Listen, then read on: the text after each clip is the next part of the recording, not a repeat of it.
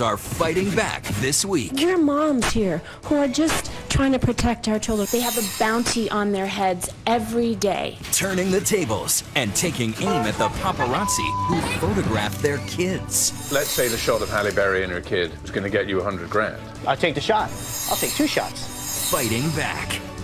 And exclusive new details in the fight over Usher's little boy, just hours after he nearly drowned. How did this happen? Who was watching him? Why was my son underwater for nearly 3 minutes? Why is this former lost boy fighting to not lose his little boy? Can you hear his voice? I've forgotten what his voice sounds like. Custody battle royale.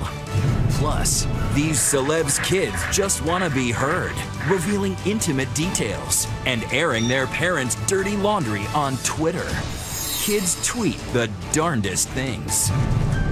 They're born in the spotlight, for better or worse. Here's David Muir. Good evening. Elizabeth is off tonight, and we're going to begin here with the explosive testimony from some famous parents this week, out to protect their babies, their young children, from the glare of the paparazzi. Their parents are famous, but tonight they're arguing their children are not, that they didn't choose this. This evening here, the heart-wrenching pleas from parents including actresses Halle Berry and Jennifer Gardner.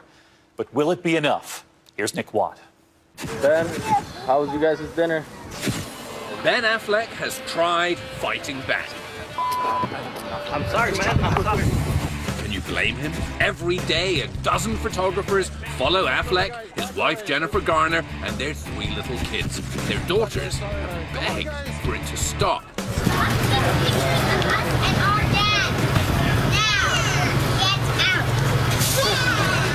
And now, their mum is taking the fight against the top-chasing paparazzi to the California State Assembly. They have a bounty on their heads every day. My 17-month-old baby is terrified and cries. My 4-year-old says, why do these men never smile? Why do they never go away? Why are they always with us? This week, Garner and another leading lady I got introduced as Halle Berry, but I'm here as a mom. Are fighting for a bill that could land a paparazzo in jail if he, quote, seriously alarms, annoys, torments, or terrorizes a celebrity's kid in the process of snapping their picture. Berry has, on occasion, totally lost her cool. It's to harass children because my child is in there. You are. She's at school. And to leave children alone. We aren't just whiny celebrities that many times people think we are. They have the right to take the photographs. As much as I hate it, as much as I hate that my children are objectified that way, this bill still allows them to do that. What we're asking them to do is to take these pictures with some dignity. I love my kids. They're beautiful and sweet and innocent. And I don't want a gang of shouting, arguing, law-breaking photographers who camp out everywhere we are, all day, every day, to continue traumatizing my kids. These days, celebrity kids are everywhere. On our TVs, in our magazines. Which ones look like their parents? Who's the cutest? Wow, aren't they stylish? Is that one a pawn in a messy breakup? Stop taking pictures! Jason's taking you in a movie. This is the high price celebrity kids are paying for inherited fame, for being born into a Hollywood family business. Ben Evenstad owns the National Photo Group, a celebrity photo agency in Los Angeles. 6-year-olds going to school. Do you never feel bad for them? Feel bad? No. Do I feel bad for taking a picture of someone that's newsworthy? No, I don't, as long as I'm within the bounds of the law. They're not famous, they're not celebrities. It doesn't warrant scrutiny, it's not appropriate, it's not healthy. Unfortunately, that's not the way it works. The way it works is, if you're in the public eye, regardless of whether you chose to be there or not, you're gonna have some attention from the media. And that's where these children find themselves. Get back, guys, get back. And most of these kids really, really hate it. That scared little pink bundle is Suri Cruz. She is prime paparazzi prey. This is totally illegal in, say, England or France, but it is totally legal here in the United States. It's a First Amendment right. The intent of the law is to protect these women and actresses from being harassed when they have their children. So I'm always a little leery of any laws that I think ultimately could impact legitimate journalists from doing their job. When I walk up to school with my son and there are cameramen following me, he has a relationship with the camera that's antagonistic. His class pictures for 2 years have been this. And I think it's a shame for him. But if a 6-year-old is saying, please don't take my photograph, the paparazzi will not listen to that child and will continue taking the photograph? They'll take the photograph. They'll take the photograph? They'll take the photograph. Because it tells a story. We rolled with Ricardo Mendoza and LA Paparazzo on the Celeb beat 7 days a week. There's Kelly Osbourne right there. See her? Right there in the... Hi, Kelly! I felt a bit shy to get out of the car. Like you're not worthy of it almost. No, it's more that just I just feel weird, like, getting in someone's space. He says he's one of the nicer guys lurking in the bushes. He never gets closer than 5 or 6 feet. He's friendly. And Mendoza says he would not, for example, snap Halle Berry dropping her kid off at school. But just wait till you hear why. The financial gain that I'm not going to get out of that, it's not worth the hassle of hearing her yell at me. The pic, he says, is worth only $250. Okay, but let's say the shot of Halle Berry and her kid was going to get you 100 grand. I'll take the shot in a heartbeat. I'll take 2 shots. Hate me for all you like. I'm the photographer. It's the general public. The general public craves it. They want to see it. We, the public, buy these magazines, watch these TV shows. Is that the bottom line? Mendoza has photographed his share of crotch shots and drunkenness and claims it is his duty to document the good as well as the bad. I have to show the foundation of family. That's my defense, and that's the only one that I need. Julia Roberts, that's her chasing down a paparazzo from the school gates. She does not agree. You can turn your video camera off, because I'm going to talk to you about the fact that you're at a school where children go. Turn it off. She is awesome. When we do public events, they are very welcome to come and work with us and take the picture in situations when we both agree to do something together. But them running errands during the day or bringing their kid to school, I just don't think that's right. Kevin Mazur, a celebrity photographer, the kind who gets invited inside, made a documentary about the paparazzi, available on Netflix. It's called Celebrity. They're $50, $250 to as much as $250,000. I don't know that anything's going to change. I mean, every time I think we've reached our lowest, we seem to dig lower even. Stop it! I'm not kidding! And neither are these crusading moms. It's not about me. Take my picture. I get it. They're just kids, like your kids or anyone else's. And just like you want to protect your children, I want to protect mine. That's easier said than done. Even if this new bill she's championing becomes law, it won't stop this or this. The paparazzi won't stop. If it's not me, it's going to be that little Joe Schmo with the mobile camera. Those little smartphones now. Everyone's a paparazzi now. Good luck.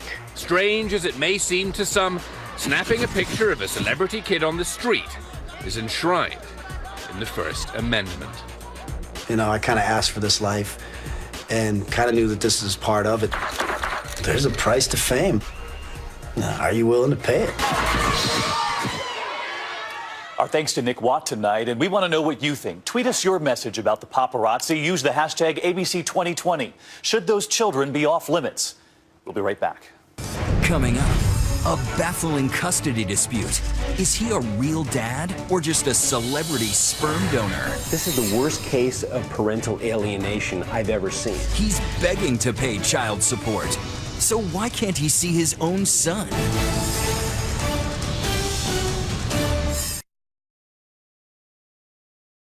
Tonight we turn to a famous actor now making news, fighting to hold on to his most cherished role ever. Far from any movie screen, this is a much different kind of role, the one as father. Jason Patric is fighting for shared custody of his biological son named Gus. But Gus's mother says that was never part of the plan. And tonight, right here on 2020, for the first time, Jason Patric sitting down with us after learning California lawmakers have dealt him a serious setback. A cherished home video of a father and a son. But this famous Hollywood actor is now starring in a real-life drama of his own. You may know him from his other roles, the ones on screen, Jason Patrick is one of the young stars of The Lost Boys, later in Sleepers with Brad Pitt, and Speed 2. Dating some of the most glamorous women in Hollywood. Came from a famous family. Jackie Gleason was his grandfather. But away from the glare, Jason Patrick was working on something else, trying to have a baby with a woman he'd been dating on and off for years, Danielle Schreiber. I've been in a lot of relationships. I was always worried about having a child. But I was with someone, and I was at a certain age, someone that I trusted and I loved, and so I said, well, we can try this route. But please promise me that the ups and downs that come with it, you're not going to become a crazy person in that situation. I don't want it to affect who we are as a couple. So you were a little concerned that if we introduce a child into this? The process more. But even when they would separate at times, Danielle still wanted a baby, and Jason agreed to help her keep trying. She finally got pregnant through in vitro, but Danielle says there was never any agreement that he'd play the role of father. Did you say to her at the time, look, I'll help you with this, but I don't want to be the dad? No. Would you have ever agreed to in vitro had you known that Danielle would not have wanted you as a father? Never. The word parent, if you look in the dictionary, means to beget, birth, nourish, or raise a child. And that was my intention. And then the baby's born. Baby's born.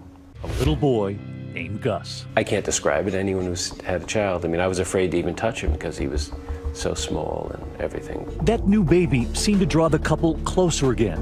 In Jason's pictures, they looked like a family. You were at the house every day? Absolutely, yeah. I play him music. I scratch his back. I help him articulate his fingers, speak Shakespeare into his ear, because I think that he should know that one day. He showed us the home videos, their time spent together. But that would soon end, and quickly.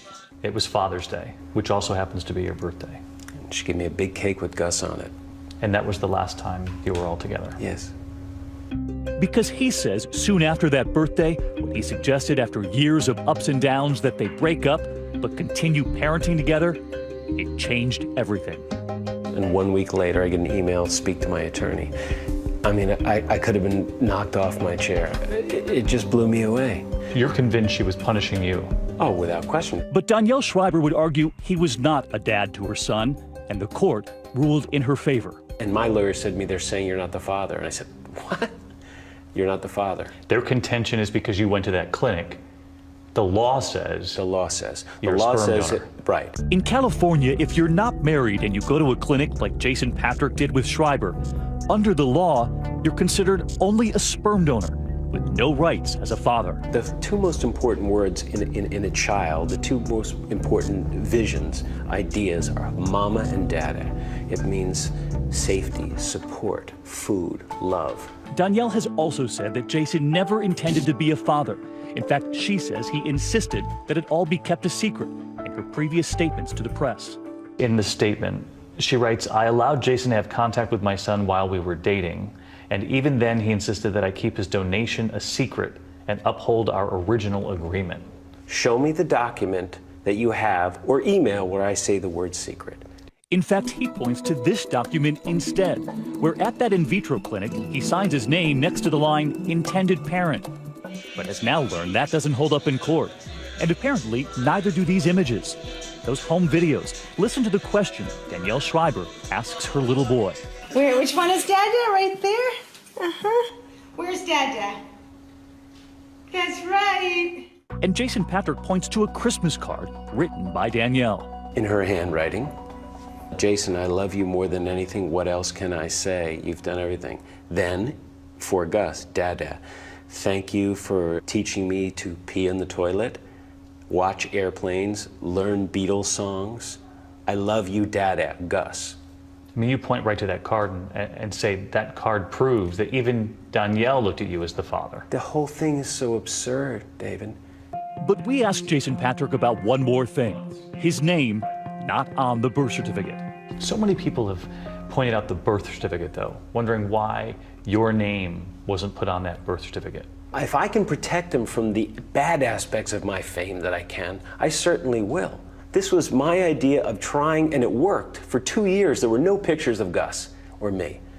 None. You thought by keeping your name off of the birth certificate, of course, that you were protecting Gus from the media glare? Absolutely. My name's Jason Patrick. But tonight, that glare is on Jason himself, fighting for shared custody of that little boy. Just this week, testifying before California lawmakers, hoping they would change the law, that loophole, he says, that labels him simply a sperm donor and not a dad to Gus. Sperm donors. A word that was never, ever mentioned in my house, a word I can guarantee you Gus doesn't even know how to pronounce. But lawmakers put the debate on hold indefinitely. As we sit here, you know the number of weeks it's been. 26 Sunday. 26 weeks without seeing Gus. No rights to visitation. What was the last thing you said to him? The last thing I said to him was, I picked him up, I put him in the car, and we drove back. I had to drive him to Danielle's, and he said, "I'm missing you, Dada." I said, "That's all right. I'm going to see you tomorrow, little man." And I never seen him again. Can you hear his voice? No. Not anymore, and it breaks my heart. No. And he has a room in my house, and I don't open the door. But he doesn't know anything. You know, his little furrowed brow wondering where his dad is, he doesn't know that. And he's not a possession. And do you let yourself go there? I mean, do you ever wonder if you'll see him again? I'm going to fight till I'm dead to see him. And I'm doing things like this so he knows I've done everything in my power to make sure he is a dada. What would you say to Gus? I love you. This is not your fault.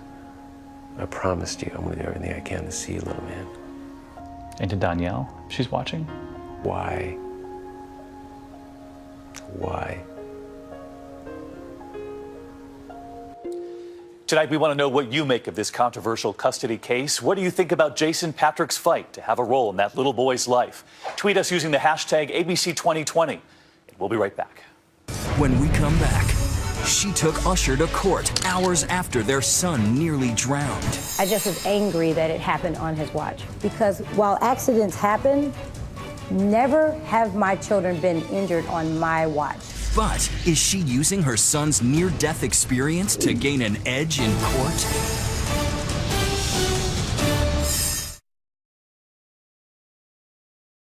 Famous Parents, Famous Problems continues with Dan Abrams. When a celebrity like Usher fights for custody of his kids, even something as poignant as a courtroom hug with his ex might be a piece of showbiz. I don't think it was a sincere gesture. Do you think he was just doing it for the cameras? I call it the casket rub. I think it was the dream team, you know, gave that as advice. Hey, you have to look like a good sport, and you save face because you look like you hurt this woman, so you give her a hug.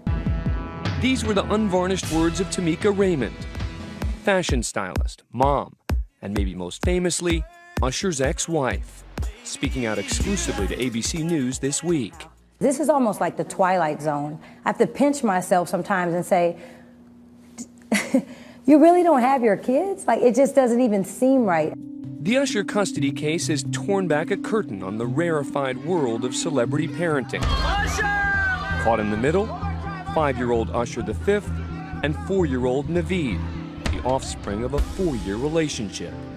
It was a friendship, you know, and I think that he appreciated having someone that would be completely, brutally honest.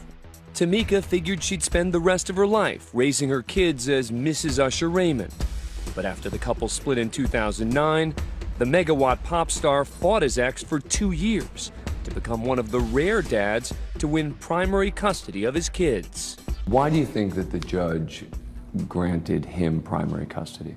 I think that in the courts, there's a lot of gender bias. And I think that there's also a lot of financial bias. So you think that he won the custody fight because he's rich and because he's Usher? I think that played a huge role. But was it Usher's fame and fortune or something more serious?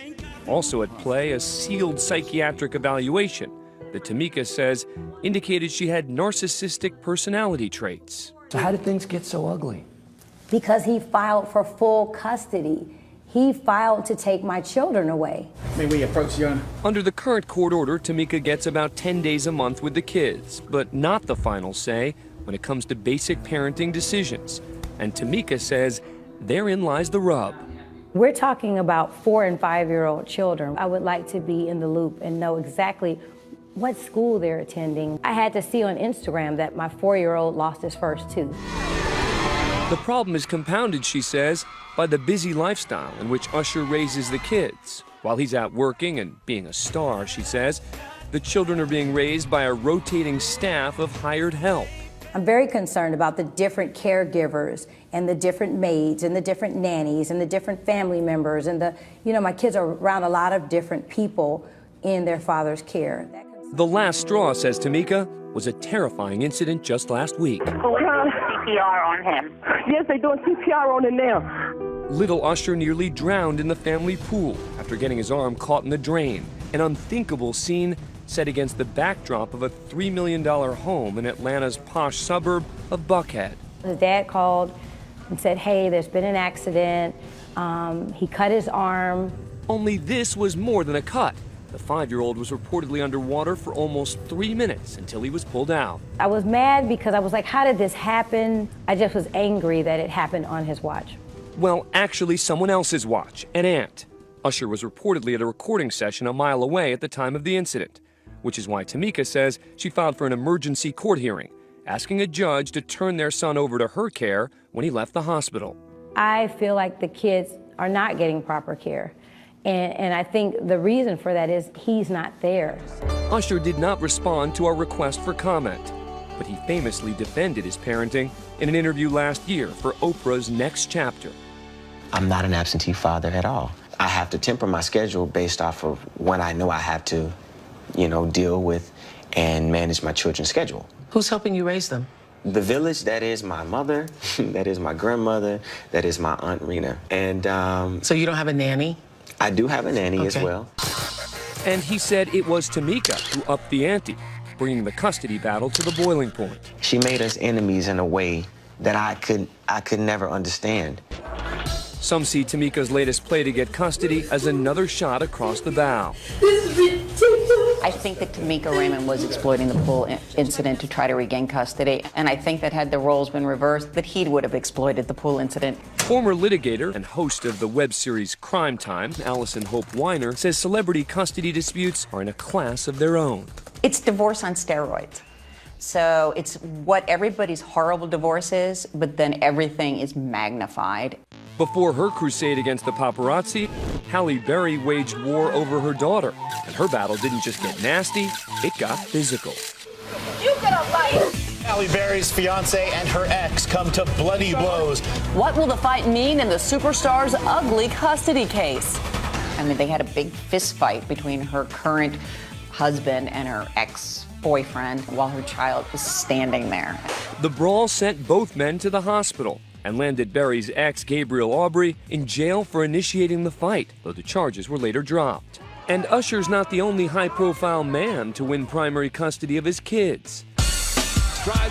There's Miami Heat superstar Dwayne Wade. He's been sparring with his ex, Siobhan Funches Wade, over their 2 sons for years. It is one of the most contentious we've seen in Chicago in recent years. It's one of the most difficult things that I've ever been through. She even camped out on a street corner in protest of their custody arrangement. Normally, those of us in the private sector who have a divorce, we get to have our shameful behavior kept private. The type of shameful behavior Tamika readily admits to in the wake of her divorce. You were accused of threatening him, of hitting him, spitting at his girlfriend. Definitely. All true? All true. All true. Should they be relevant in connection with the custody case? I don't think they should be relevant. I mean, we're talking separate things. We're not talking about how well I make breakfast or how well I teach my children or what kind of love and affection I give to my boys. Love and affection that Tamika and Usher hope will shield their boys from the pain that accompanies any custody battle. Is a child of a celebrity going to experience the same sort of pain as a private citizen's child? Absolutely. It's all a complete nightmare. Next, why read the tabs when you can read the tweets? Celebrity kids at the keyboard, revealing family secrets that would surprise even their parents. Michael is turning over in his grave as his daughter's tweeting, I promise you.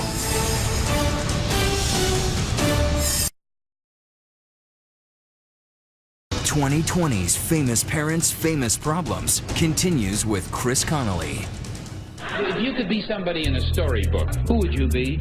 I'd be Papa Bear because I could eat honey and Goldilocks would be sleeping in my bed. Back in the day, on Art Linkletter's house party, television viewers were told that kids say the darndest things. What do movie stars do? Has a movie star breakfast, then it goes in a movie star car, and then it goes to bed with another movie star. But 50 years later, the things some celebrities' kids are saying on Twitter or showing on Instagram could make anyone go, damn. From Paris Jackson and Miley Cyrus to Willow Smith. What gets your audience excited about the words of these celebrity kids on Twitter? I think it's definitely when there's something dysfunctional going on. Celebrity parents are definitely freaked out by their children having control, having a voice, being able to be on a soapbox. They provide what can certainly appear to be a stunningly candid look into the private lives and attitudes of personalities in the public eye. When a child of a famous person tweets, it feels like we're seeing something that no PR, no spinmeister, nobody can stop. It feels real. For people in my business, that's the beauty and the hell of social media. Just yesterday saw the late Michael Jackson's ex-wife Debbie Rowe sobbing on the witness stand, shocked and saddened as she recalled the June 5th suicide attempt of Paris Jackson, her now 15-year-old bio kid. The only daughter of Michael Jackson was rushed to the hospital yesterday. But already clued into her mercurial state of mind were her followers on Twitter, where Paris regularly posted surprisingly frank updates, quoting the Beatles. Yesterday, all my troubles seem so far away.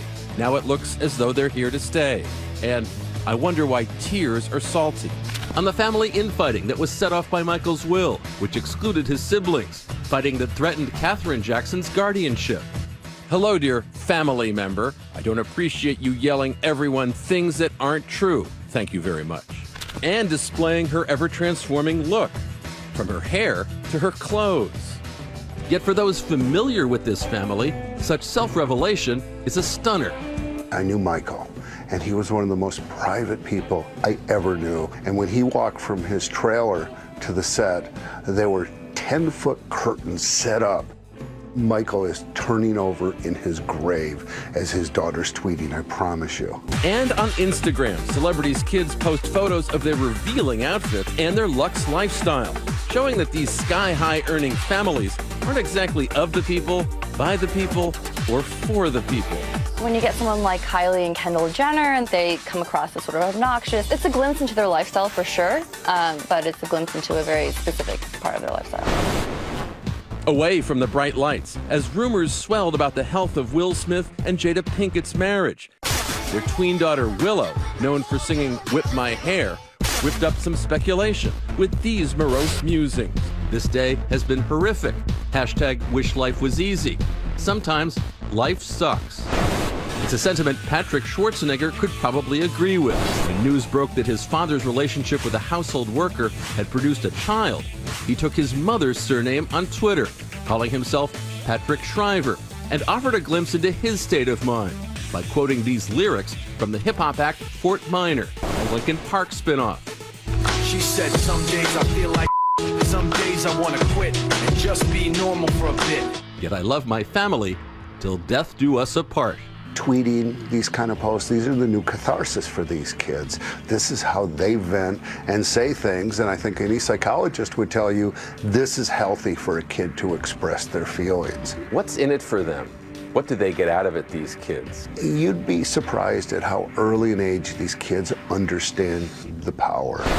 Power that may have been wielded in the Twitterverse by Miley Cyrus. While her parents were pondering a divorce, she seems to have aimed this tweet at Father Billy Ray Cyrus. I'm giving you an hour to tell the truth, she declared, or I'll tell it for you. Then posted a photograph of him and another woman and, basically threatened him online. You can see a weird tension in their relationship and her asking him to respond to her with the power of social media. She'd delete the tweet and perhaps contend that she'd been hacked. Whatevs. Her parents have reconciled since, suggesting all isn't always unwell when kids of the famous take to social media and start making airwaves.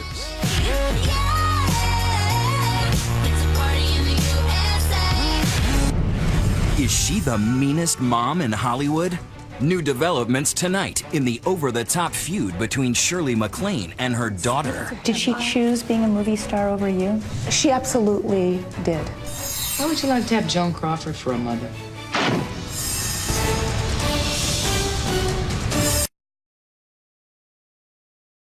Tonight, a brand new twist in the mother-daughter drama that's been playing out all year between Shirley MacLaine and her daughter Sachi. This evening, Shirley MacLaine's surprising response to her daughter's claims that her mother was hardly a mother at all. Here's my 2020 co-anchor, Elizabeth Vargas, tonight.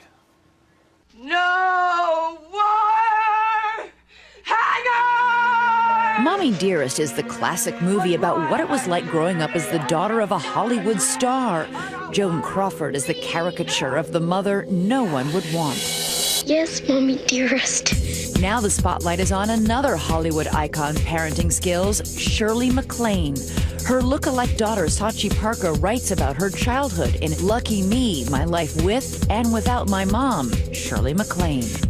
Shirley MacLaine is bigger than life. She is a force to be reckoned with, and she's big in everything she does. She's big in eating an ice cream sundae. From War and Peace, Downton. Now starring in the global sensation Downton Abbey, MacLaine at one time was a triple threat who sang, danced, and acted, and went on to win an Oscar. I deserve this, thank you. For her portrayal as a mother who has a love-hate relationship with her daughter in terms of endearment. Why should I be happy about being a grandmother? But MacLaine's real-life daughter, Sachi, says that despite the glamour, her childhood wasn't a fantasy, but more of a nightmare. Your mother was absent most of your life. Yes, she was. She was very absent. I was very lonely, definitely, and I still struggle with abandonment issues and loneliness. She was always happy to see you for about 4 hours, and then suddenly you became an intolerable burden. Ah, Mom. 4 hours? That was the time limit? Pretty much, yeah.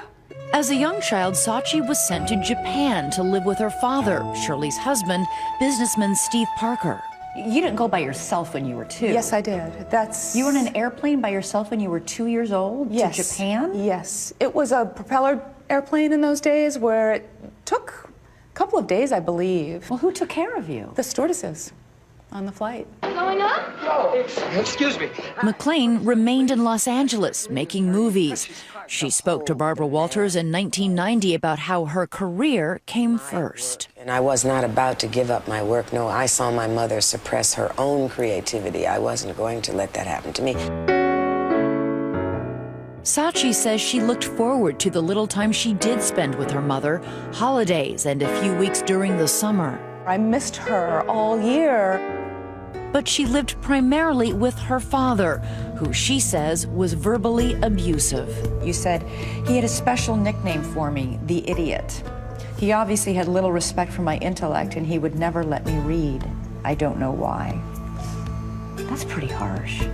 It is harsh. That is harsh to be called an idiot. It's a definite source of pain for me, still. MacLaine and Parker had an open marriage and saw each other just 2 or 3 times a year. When we married each other, we recognized neither of us wanted a conventional marriage. We did not want to be tied down. And neither of them were. Sachi says while her father lived a lavish lifestyle, she was often left home alone. Yuki Banks is a childhood friend. Sachi would call me because she was all alone. And I said, "Where's your dad?" "I don't know where he is. I'm all alone." The pattern of neglect would continue when, as a young teen, Parker was at a boarding school in Europe. One Christmas, she says, neither of her parents showed up when the school closed to take her home. Where were your parents? Where was your mother? I don't know. I laugh now, but I have to say, at the time, it was very scary. I was literally stranded, and I did not know how I was going to make it through the night. How old were you? I was 14.